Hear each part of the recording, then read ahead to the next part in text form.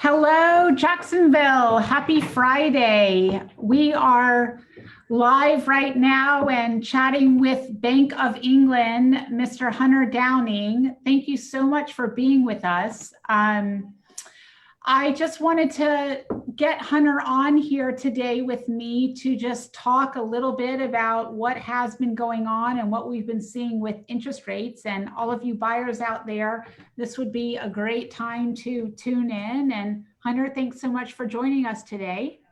Thanks, Paige. Thanks for having me. Yeah, it's definitely been a great year in our industry. I know you're aware of that. And then obviously we play into the rates and different things that affect our business, right? Of course, of course. And, I do know that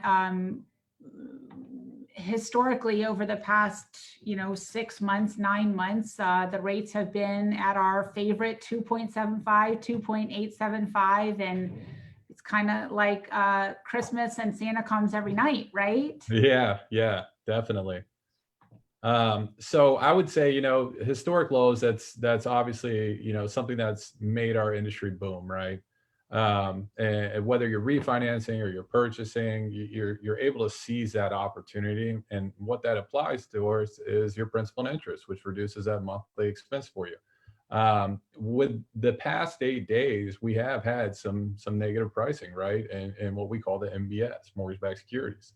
So, with the basis points that were lost over the last 8 days, it was around like 250. Currently we're up 72 basis points. So, there is going to be that noise and volatility that comes into the market that ultimately creates that little hump into the mortgage rates. And as much as, I study the analytical data and I look at it and I'm looking at the candlesticks between, the T note on the 10-year and then looking at the MBSs and what are the bonds doing, right? I'm not Nostradamus by any means, right? But I can see what are those outliers? Where are we going with the trend? And so there's a guy named Barry Habib that we, watch often. He's the owner of MBS Highway. And a lot of people are saying, well, what's going to happen with the rates? Is it going to go up? Is it going to go down? Where are we at? No one really has the answer, to tell you the truth. But I can tell you that based on debt, when we have a bigger ceiling in the debt, right? Meaning that the United States acquires more debt, what happens to interest rates? Typically they go down because they have to stabilize that economy, right? And so when we're going to print off more money to create this package to give relief, right? That's part of it. It's not necessarily they're printing it, but they're saying an IOU. And how do we do an IOU? We sell it through the bonds. And when the bonds take that hit, that plays a factor into it, as well as, different noise and volatility. And so right now, your stock market's on a tear, right? Yep. So with the stock market on a tear, not a lot of FAs or financial advisors are saying, hey, let's invest in bonds. But when that market shifts, what the FAs or financial advisors do to diversify the risk is they'll move their money into the bonds, which will ultimately bring back the MBS and mortgage rate security or mortgage-backed securities. The rates come down, right? Right. So we're still in a low though, we still have great rates compared to where we were 2 years ago. So, I still think it's a perfect time to buy. The annual report, on a macro scale, is they're predicting, 7.5% appreciation. So Yeah, that's huge, right? absolutely. Another things are like Northeast Florida, right? We're in a great market. And the reason Florida is a great market is there's no SALT tax, right? So no state and local tax. Obviously, you're going to make, more money if your income's not as taxed at that heavy, state and local. 60, I think it's 62% of employees right now are working remote. And so that's where you're seeing that more relocation to the state of Florida. I think it's really just, we're trying to figure out not only in the aspect of in our industry, right? We're trying to figure out where is that supply going to come from for the housing, right? That's kind of one of the big factors, because we know that what is affordability? What affects affordability in our business? Well, it's purchase price. It's also going to be household income, and it's going to be the interest rate, right? We know purchase price is increasing, supply and demand. It's a good, a house is a good. So as that good, when you're talking about supply and demand, when the supply is at a shortage and the demand's at a high, the cost of the good becomes more expensive, right? And that's where we're seeing that appreciation. Absolutely. And Hunter, what I can tell you is I had a listing that went live yesterday. So, and we already have one offer, and I'm going to have multiple offers by the end of the weekend and so many showings. Yeah. So, I mean, it doesn't appear to be affecting buyers right now here in our market, but let's talk really, Hunter. Okay. So a year and a half ago, what were the interest rates? 3 point what? I think it was like a year and a half ago. That would put us back in like the end of what, 2019 there. Yeah, like 3.875, I think it something was like actually that. at like 4.25, somewhere in there, 4%. Okay, right. And so I just want to kind of bring us back to that. I mean, even 4.25, right, Hunter? I mean, that's an incredible interest rate. My husband and I bought our first house at 7.25 in 1997. Yeah. I believe my parents bought their first house in 1970 at 18% interest rate. So even if we're at the 3.5, we're still at such an incredible rate.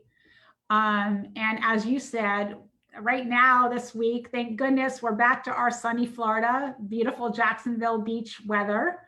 And people are moving here. And we are the place to be right now. Yeah, I would definitely say that, and depending on what the loan amount is, right? When we talk about interest rates, we're really just talking about what is the difference in the principal and interest payment, right? Meaning, Yep. is it going to change it from, a 1/4% or less, an eighth of a percent?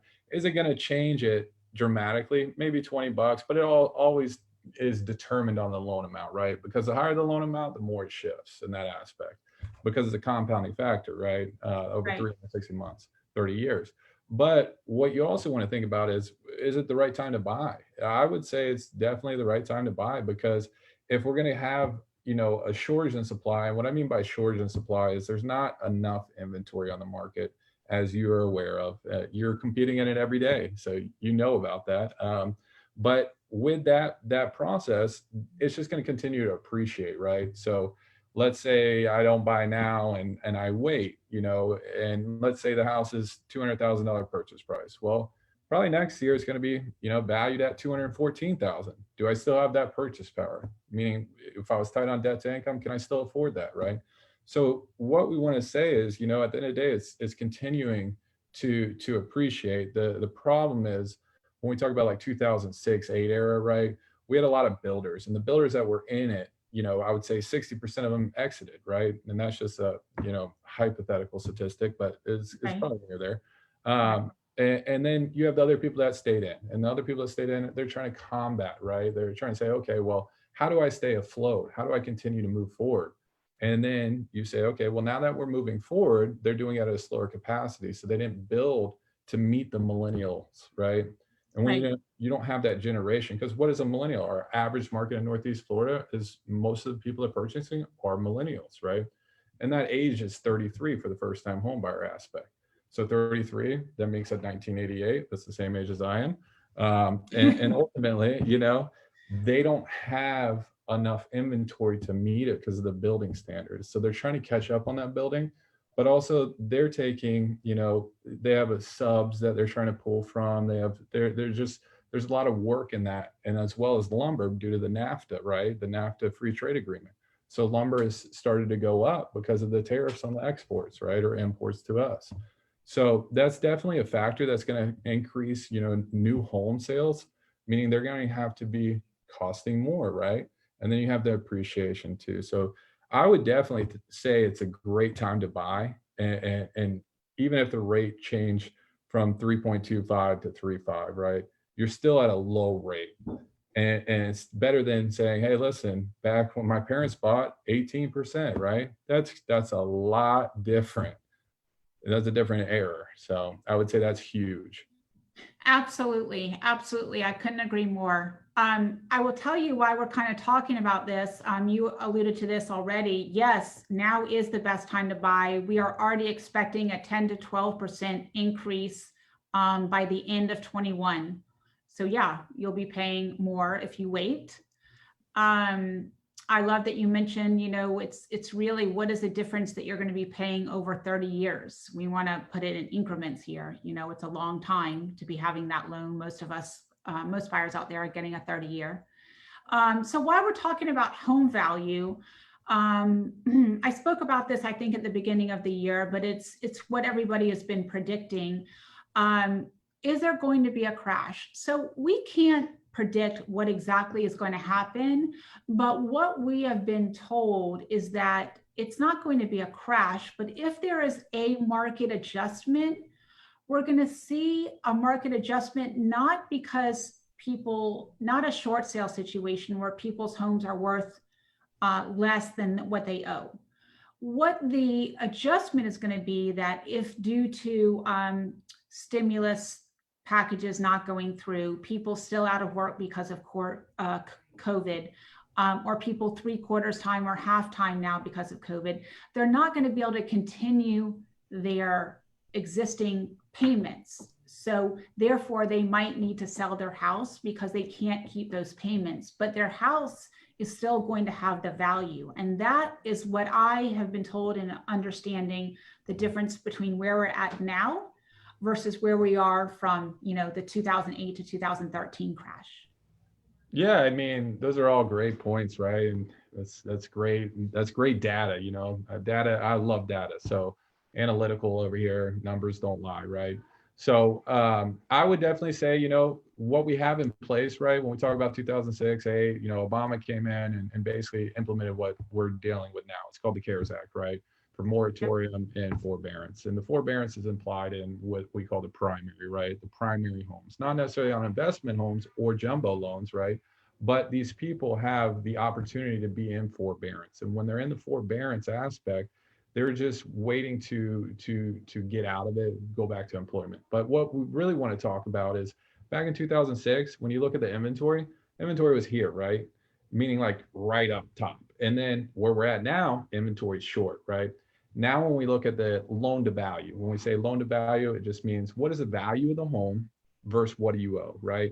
So in 2006 era, we're at like 101, 100, right? So people were actually, upside down on their mortgage. Well, in today's mortgage, we're at, 51% loan to value. What does that mean? That means that the average borrower or person that owns a house has 49% in their home. So they have an average of $200,000 that is sitting in there so they can pull out, right?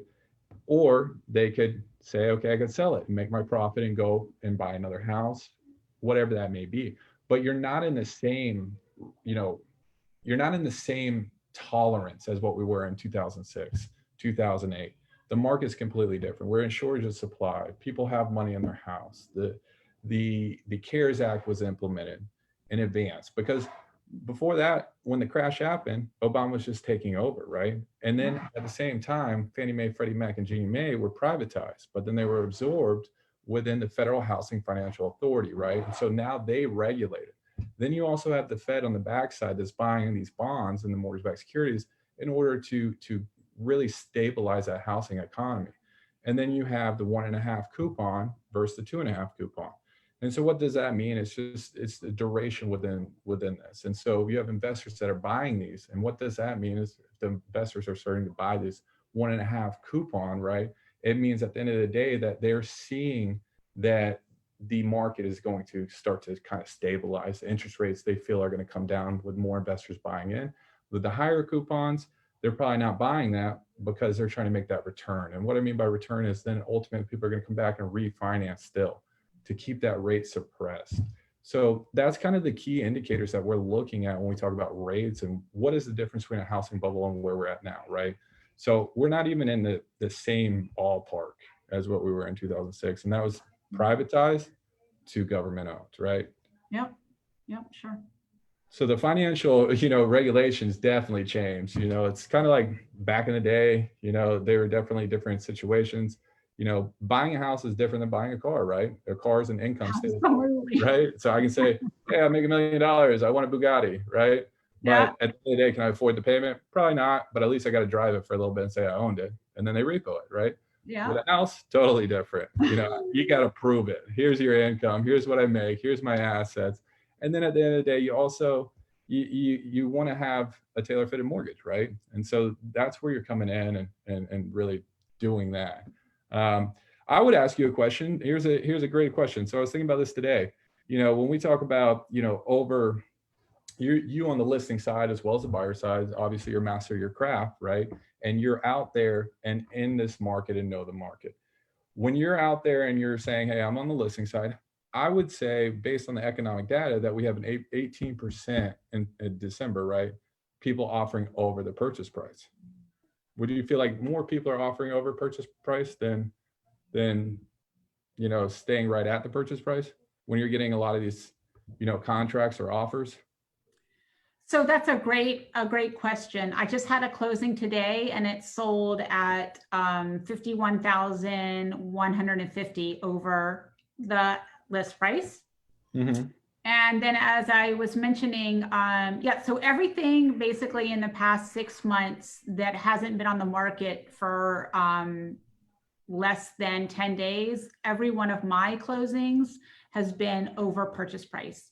So I had an offer. I have a listing that went at live yesterday, 48 Anilla Street, St. Johns County, 4 bedrooms, 2.5 baths. It's in Celestina subdivision off of Racetrack Road. We went live yesterday and last night. So far I have one offer, and I can't really give too much detail about it, but you can imagine what that might be. Mm-hmm. And seller is going to look at all offers on Sunday. But yeah, it is expected to go above ask for sure. Yes. And that's just where we're at right now. And I'm actually structuring, suggesting to my buyers different ways and how they're getting their offer accepted. We have to be very, very, very creative right now, Hunter. And I know that one of the things you and I have spoken about is when you're pre-approving my client, I ask you, is it safe if they want to say no financing contingency? And you and I are chatting about that all day long. Yes. And one of the great things that we're talking about is obviously you being a master of your craft, you know how to negotiate. A perfect example, do we need finance contingency? All the little details or caveats that, somebody that might have just got in real estate or that's been in real estate for a year or two wouldn't know how to structure that deal to get that offer in the seller's hands to say, hey, I want to go with this one, right? But one of the things that I would definitely say is with these offers over, right? That's also helping in appreciation. When you're saying, hey, listen, I buy a house and it's $10,000 over the asking price, right? Well, now with that $10,000 over the asking price, when another person goes and buys another house in that same community, they're going to use that as a comp, which is going to increase the value. So yes, happy neighbors. Yeah. So happy neighbors for sure. I love it. Yeah. And then a lot of people are doing cash offers too, and doing, delayed cash out refi where they're saying, hey, I'll buy it in cash. That way there's no loan contingency. And then right after they refinance, do the late cash out refi, pull out their money, and still, win the deal and get that offer accepted. And obviously that's a good way to structure it as well. Absolutely. Yes. The closing I had today was actually all cash, over 600,000. Great. Mind-boggling, but really great. Yeah. I want to switch gears for just a moment. And you have recently helped a couple of buyers of mine with a VA loan. And I want to take a moment to thank all the veterans out there for their service. And it's just incredible the things that you guys do. And B, Hunter, share with me the incredible interest rates that we were seeing and what the government is done for our veteran loans. Yeah, so the VA loans are definitely a fantastic product. So we offer, magnitudes of different loans, and there's really 4 products, but just think of it like Coca-Cola, right? You can get Coca-Cola, you can get Diet Coke, Sprite. There's all these different caveats within each one of these loans. And Hunter, so which one of those do you like? Coca-Cola, Sprite, or Dr. Pepper? Oh man, I'm actually a Pepsi guy. So it's Pepsi guy. Different for me. I grew up on Pepsi with my parents, so I fell in love with it. But the VA loan, right? There's first-time home buyers products that we offer, such as conventional, USDA, FHA. Well, with the VA aspect to that, there is what we call a Salute Our Soldiers product. and the rate was at 2.25. I believe it's at 2.75 today. It's at, let's see, hold on, it's. Yeah, the 2.25 is what you had mentioned a couple of weeks ago, but yeah, with this week, the rates changed a little bit, but still. Yeah, so And it's that's a at, 30-year, right? it's on a 30-year, yep, 2.75 for the Sluter Soldier second, which is for the 7,500 or the 10K bond. And what it does is with the VA, you're putting 0% down. And then within that, you have a bond, whether it's the 7,500 or the 10K, that money's allocated towards the closing cost. And so it really makes the ability to purchase a lot less capital out of pocket for a veteran. And so with that rate, it's also pretty much in line, if not better than what the par rate would be. So I think it's a fantastic product, and you do not have to be a first-time home buyer, where technically what a first-time home buyer means is just saying, hey, listen, I haven't had any ownership or interest in a property in the past 3 years. Then I could qualify within that product. Yep. Well, to summarize, so for all of our veterans out there, veteran buyers looking right now, you can get around a 2.75 interest rate for this week. It could settle down again next week, who knows, but that's with zero money down. I mean, if any of our VA buyers are out there renting still, definitely we want to talk. Absolutely talk to myself or to Hunter. And I do want to kind of just say a shout out again. This is Hunter Downing with Bank of England, and he has done him and his team have done wonderful things for our clients. And I'm going to put both of our contact information in the comments so that if anybody out there is looking to get pre-approved or looking for a home this weekend, you definitely can give us a call. And I'm thankful that Hunter answers the phone on the weekend as well. That's when we're out and about a lot. Hunter, what is the best number they can reach you if they want to get pre-approved or chat with you about where we are with financing? Yeah, my number is 904-525-0329. And that's my direct cell. You can call me anytime. That's great. And like I said, I will absolutely post our numbers in the comments as well. And Hunter, thank you for all that you do, and really appreciate you, and keep on doing what you're doing. And thanks for joining us today on What's New, Jax. We definitely had a lot to share about, and have a great weekend. I appreciate that. Thank you so much, Paige. It's always a pleasure to work with somebody of your caliber. And I would leave it at one last thing is, I know we talked about mortgages and we talked about rates. If you're out there and you're on the fence too about possibly selling, definitely give Paige a call. She can get you obviously the top dollar in the market. Or if you have an investment property and you're possibly thinking about that you might not owe anything on, right? And you say, hey, I just want to sell this property and maybe reinvest in something else, I would definitely reach out to Paige. She'll help you with the 1031 exchange in order to reinvest that money into another property that might bring in more cash flow. So whether you're buying or selling, you can reach out to Paige and she'll be able to get you in contact. And it's always a pleasure to work with you and your top caliber in the real estate market. So thank you so much. Thank you. Thanks again, Hunter. Really appreciate that. All right, you guys, everybody, happy Friday. Have a great weekend. Hope to hear from you soon. All right. See you guys. Happy weekend. Bye.